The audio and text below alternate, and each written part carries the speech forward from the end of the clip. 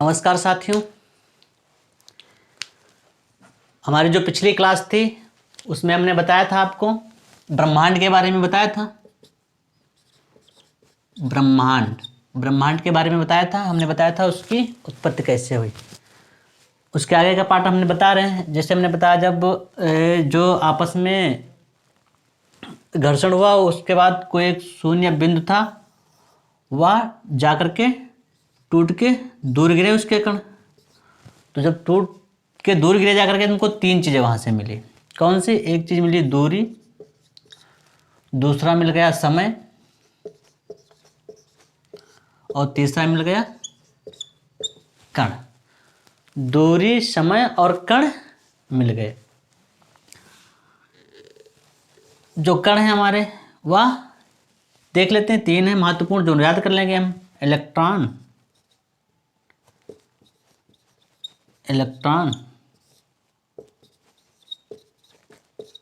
Neutron, proton. Electron, neutron, proton, इनको पूछ लेते हैं इनकी खोज किसने की थी। तो इलेक्ट्रॉन के थॉमसन ने की थी, थॉमसन। न्यूट्रॉन की चैडविक ने की थी, चैडविक। और प्रोटॉन की रदरफोर्ड ने की थी।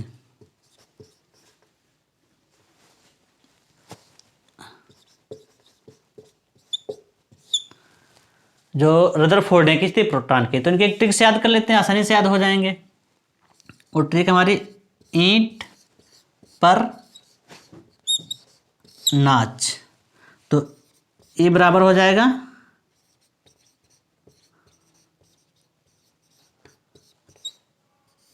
इलेक्ट्रॉन।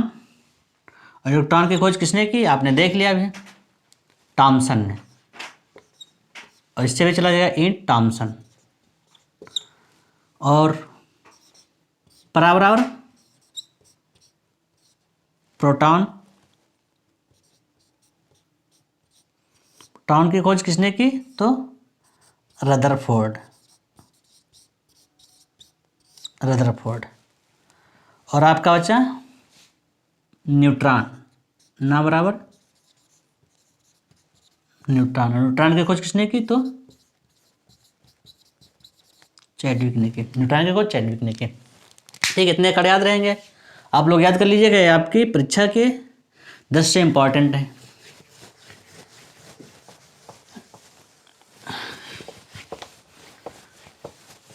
अब जो यहाँ से ये जो पार्ट टूट के बिखर के दूर गिरे जा करके, तो अपने गैसीय अवस्था में थे, प्लाज्मा अवस्था में थे। गैसीय अवस्था में तो प्लाज्मा अवस्था में थे। तो जब दूर जा करके गिरे तो कुछ बादलों का निर्माण हुआ, बादल का निर्माण हुआ। बादल का निहारिकाओं का निर्माण हुआ, निहारिका का निर्माण हुआ। निहारिका से आकाश गंगा का निर्माण हुआ, आकाश गंगाओं का निर्माण, आकाश गंगा। तो जो आज का हमारा बिंदु रहेगा, मुख्य बिंदु रहेगा, वह रहेगा आकाश गंगा। वह मुख्य बिंदु रहेगा, वह रहेगा आकाश गंगा। आकाश गंगा के बारे में पढ़ते हैं आज हम लोग। आकाश गंगा,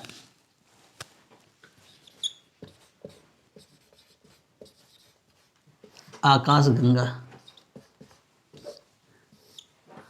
आकाश गंगा। आकाश गंगा को अंग्रेजी में गैलेक्सी कहते हैं।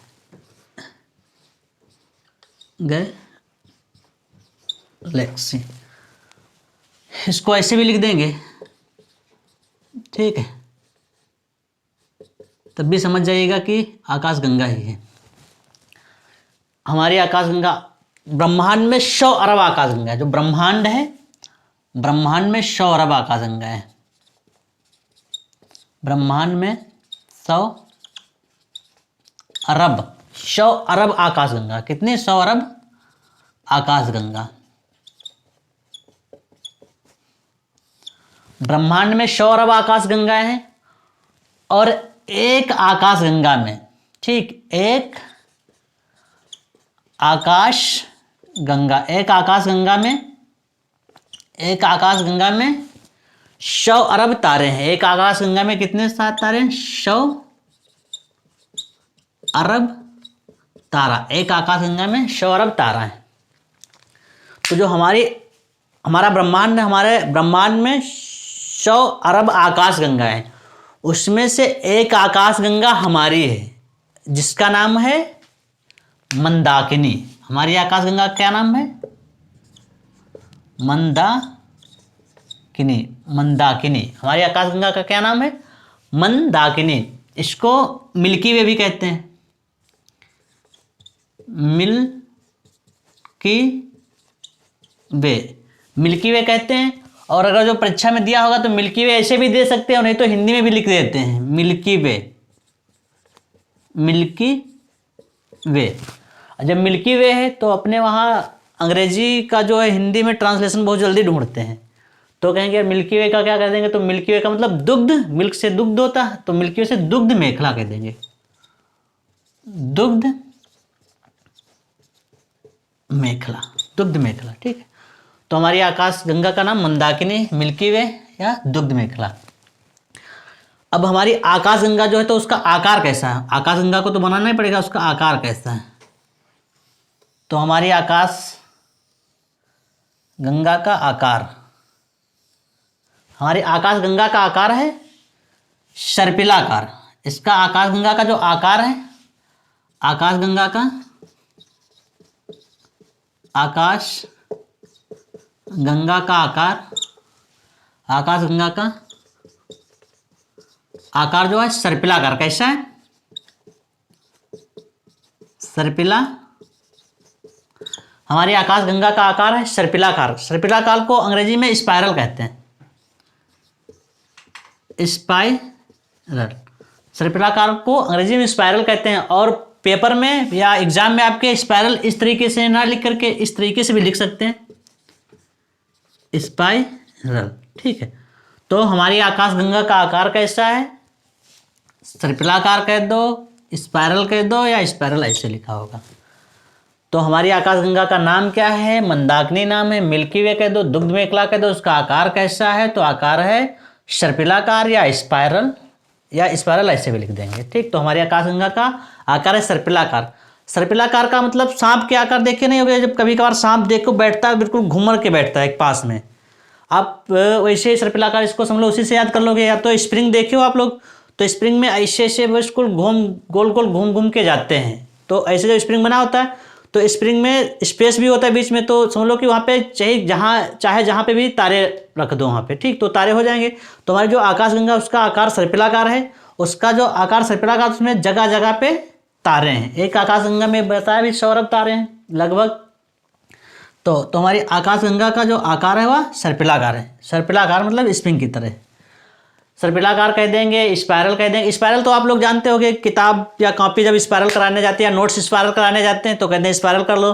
तो स्पाइरल हो कि प्लास्टिक का लेते हैं धागा, हो बस कॉपी में गुत्ते हुए चले जाते हैं, गुत्ते हुए चले जाते हैं, गुत्ते हुए चले जाते हैं। वही आकार आपका सर्पिलाकार है, स्पाइरल। जो आपका रजिस्टर होता है जब बाइंडिंग कराने जाते हो उसको कहते हो स्पाइरल कर दो, तो स्पाइरल कर देता है वैसे प्लास्टिक का, तो वही इसको स्पाइरल कहते हैं। ठीक है, गोल गोल छल्ला जो डालते हैं उसी वो स्पाइरल के आकार का ही होता है। तो हमारी आकाश गंगा का नाम पता चल गया आप लोगों को, मंदाकिनी है, मिल्की वे या दुग्ध मेखला कह सकते हो। और जो हमारी आकाश गंगा का आकार है वह सर्पिलाकार है। आकाश गंगा का जो आकार है सर्पिलाकार। जब हमारी आकाश गंगा है तो इसका कोई मध्य बिंदु भी होगा भाई, कुछ ना कुछ तो केंद्र बिंदु होएगा ही। तो उस केंद्र बिंदु को कह देते हैं बल्ज। जो आकाश गंगा का केंद्र बिंदु उसको क्या कहते हैं? बल्ज कहते हैं। अब ये हमारी आकाश गंगा है। आकाश गंगाओं के समूह को क्लस्टर, सुपर क्लस्टर कह देते हैं। जैसे ये आकाश गंगा हो गई, ठीक है, ये आकाश गंगा हो गई, यहाँ पे एक ये आकाश गंगा हो गई, यहाँ पे एक ये आकाश गंगा हो गई, यहाँ पे भी एक आकाश गंगा रख लो, यहाँ पे भी एक आकाश गंगा रख लो। ठीक, जो भी आकाश गंगा होंगी, आकाश गंगा के समूह को सुपर क्लस्टर कहते हैं। आकाश गंगा के, आकाश गंगा के समूह को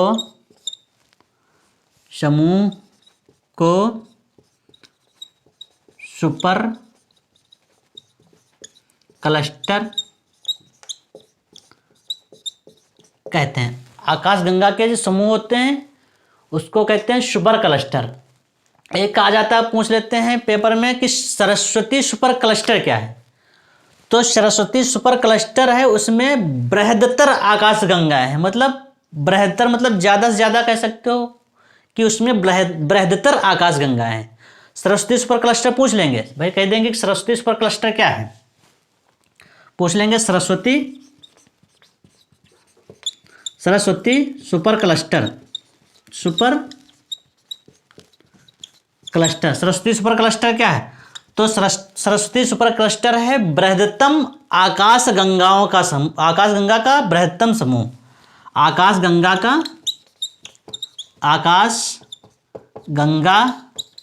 का बृहत्तम समूह, मतलब बड़ा समूह, बृहत्तम समूह।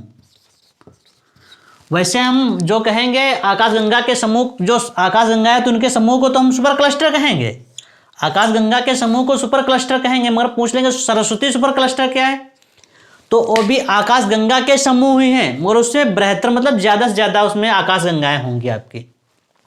तो आपके समझ में आ गया होगा कि जो ब्रह्मांड है, ब्रह्मांड में 100 अरब आकाशगंगाएं हैं और एक आकाशगंगा में 100 अरब तारे हैं। उसमें भी जो हमारी आकाशगंगा का नाम मंदाकिनी है, मिल्की वे, दुग्ध में एकला, किसी भी नाम से पुकार सकते हो। और फिर उसका आकार आ जाएंगे तो उसका आकार है सर्पिलाकार। और इसमें आ जाएंगे, इसका इंग्लिश वर्जन भी पूछ लेते हैं तो इसका कह देंगे स्पायरल है, इसका आकार स्पायरल है। स्पायरल इंग्लिश में ऐसे लिखा जाता है, इंग्लिश में ना लिख करके हिंदी में लिख देंगे तो हिंदी में ऐसे हो जाएगा स्पायरल, इसका आकार स्पायरल हो जाएगा। अगर जो हमारी आकाशगंगा का आकार सर्पिलाकार है तो उसका कोई केंद्र बिंदु होगा, जो केंद्र बिंदु होगा तो उसका नाम है बल्ज। हमारी आकाशगंगा के केंद्र बिंदु का नाम है बल्ज है। फिर अगर जो एक से ज़्यादा आकाशगंगाएं होंगी, एक समूह में होंगी, तो एक से ज़्यादा आकाशगंगाओं के समूह को कह देते हैं सुपर क्लस्टर। ठीक, आकाशगंगाओं के समूह को कह देते हैं सुपर क्लस्टर कहते हैं। आकाशगंगा के समूह को सुपर क्लस्टर कह देते हैं। और जो सरस्वती सुपर क्लस्टर है वह बृहत्तम आकाशगंगाओं के समूह को सरस्वती सुपर क्लस्टर कहते हैं। अब आ जाते हैं, जब हमारी आकाशगंगा है तो हमारी आकाशगंगा के नज़दीक में भी कोई आकाशगंगा होगी। हमारी आकाशगंगा है तो उसके नज़दीक में भी कोई आकाशगंगा होगी। अब हमारी आकाशगंगा जैसे मंदाकिनी है, हमारी आकाशगंगा मंदाकिनी है, तो इसके नज़दीक में भी कोई आकाशगंगा होगी। यहाँ पे कहीं ना कहीं तो होगी, जब आकाशगंगा उसके नज़दीक में कोई ना कोई तो आकाशगंगा होगी। ठीक, कोई ना कोई आकाशगंगा होगी। तो जो हमारी मंदाकिनी आकाशगंगा है, इसके सबसे नज़दीकी आकाशगंगा है वह आपकी आकाशगंगा है एंड्रोमेडा। हमारी आकाशगंगा के सबसे नज़दीकी आकाशगंगा एंड्रोमेडा है। सबसे नज़दीकी मतलब ये जो हमारी आकाशगंगा है, ये इसके जो नज़दीक में आकाशगंगा है वह एंड्रोमेडा, जो सबसे नज़दीक आकाशगंगा। और कितनी नज़दीक है, ये मात्र 2.2 मिलियन दूर है। 2.2 मिलियन मतलब हमारी आकाशगंगा की जो सबसे नज़दीकी आकाशगंगा है वह एंड्रोमेडा है, और सबसे नज़दीक है तो कितनी है, 2.2 मिलियन प्रकाश वर्ष। 2.2 मिलियन प्रकाश वर्ष हमारी आकाशगंगा के सबसे नज़दीकी आकाशगंगा एंड्रोमेडा है, जो हमारी आकाशगंगा से 2.2 मिलियन प्रकाश वर्ष दूर है। प्रकाश वर्ष आपको पता होगा कि प्रकाश द्वारा एक वर्ष में चली गई दूरी को प्रकाश वर्ष कहते हैं। प्रकाश द्वारा चली गई एक वर्ष में जो दूरी चली जाती है उसको प्रकाश वर्ष कहते हैं। तो जो हमारी आकाशगंगा मंदाकिनी है उसके सबसे नज़दीकी में आकाशगंगा एंड्रोमेडा है। जो एंड्रोमेडा है वह हमारी आकाशगंगा से 2.2 मिलियन प्रकाश वर्ष दूर है। 2.2 मिलियन प्रकाश वर्ष दूर है। 2.2 मिलियन प्रकाश वर्ष। अब 2.2 मिलियन है प्रकाश वर्ष, तो इसको लाखों में भी हजारों में भी निकाला जा सकता है। तो मिलियन जब किसी संख्या को देते हैं मिलियन, जैसे 2.2 दे दिए, 2 मिलियन। 2 मिलियन का मतलब मिलियन कहीं भी लिखना होगा मिलियन, कितने भी मिलियन बता दें मिलियन लिखना। और जो कह देते हैं मिलियन, तो मिलियन का मतलब होता है अच्छा जीरो। किसी भी संख्या को कह देंगे 2 मिलियन, 2 मिलियन के बाद 6 जीरो लगा देंगे, मिलियन हो जाएगा। अब मिलियन बिलियन ट्रिलियन में आप लोगों को कन्फ्यूजन हो जाता है, तो मिलियन बिलियन ट्रिलियन में कन्फ्यूजन ना हो इसके लिए ये हो जाएगा मिलियन, फिर आ जाता है बिलियन। आपका बिलियन, बिलियन में 9 जीरो हो जाते हैं, 2 3 4 5 6 7 8 9। ठीक, और उसके बाद आ जाता है ट्रिलियन। ट्रिलियन। ट्रिलियन में 12 जीरो हो जाते हैं, 1 2 3 4 5 6 7 8 9 10 11 12। ठीक, तो मिलियन में 6 जीरो होते हैं, बिलियन में 9 जीरो होते हैं और ट्रिलियन में 12 जीरो हो जाते हैं। हम इसको याद कैसे करेंगे मिलियन बिलियन ट्रिलियन को? तो इसको सिंपल भाषा में MBT याद कर लेंगे। M बराबर 6, B बराबर 9 और T बराबर 12। MBT million billion trillion, simple से तरीके से याद हो जाएगा। तो हमारे जो सबसे नज़दीकी आकाशगंगा है वह है एंड्रोमेडा आकाशगंगा, और एंड्रोमेडा आकाशगंगा जो है वह कितनी दूर है? 2.2 मिलियन प्रकाश वर्ष, मतलब 2.2, तो फिर 2 1 2 3 4 5 6 इकाई दहाई सैकड़ा हज़ार 10,000 लाख 10 लाख 22 लाख प्रकाश वर्ष दूर है। 22 लाख प्रकाश वर्ष दूर है, प्रकाश वर्ष दूर है। अब हमारी जो आकाशगंगा के नज़दीकी आकाशगंगा है एंड्रोमेडा, वह भी हमारी आकाशगंगा से 2.2 मिलियन प्रकाश वर्ष या 22 लाख प्रकाश वर्ष दूर है। 22 लाख प्रकाश वर्ष। तो अगर पूछ लेगा कि हमारे सबसे नज़दीकी आकाशगंगा की आकाशगंगा कौन सी है, तो एंड्रोमेडा है। अब हमारी जो आकाशगंगा है, आकाशगंगा में भी 100 अरब तारे होंगे। 100 अरब तारे हैं तो उसमें भी हमारा एक तारा आ जाएगा सूर्य, तारा आ जाएगा सूर्य। ठीक, तो साथियों आगे की क्लास जो होगी वो नेक्स्ट क्लास में होगी। आगे का जो सूर्य और उसका जो सौरमंडल आएगा, सौरमंडल में कौन कौन से ग्रह, कौन से उपग्रह हैं और कैसे क्या कौन से घूर्णन, बाकी जो जानकारियाँ होंगी वह हम आपको देंगे। और आज की क्लास कैसी लगी ज़रूर बताइएगा। जय हिंद, जय भारत।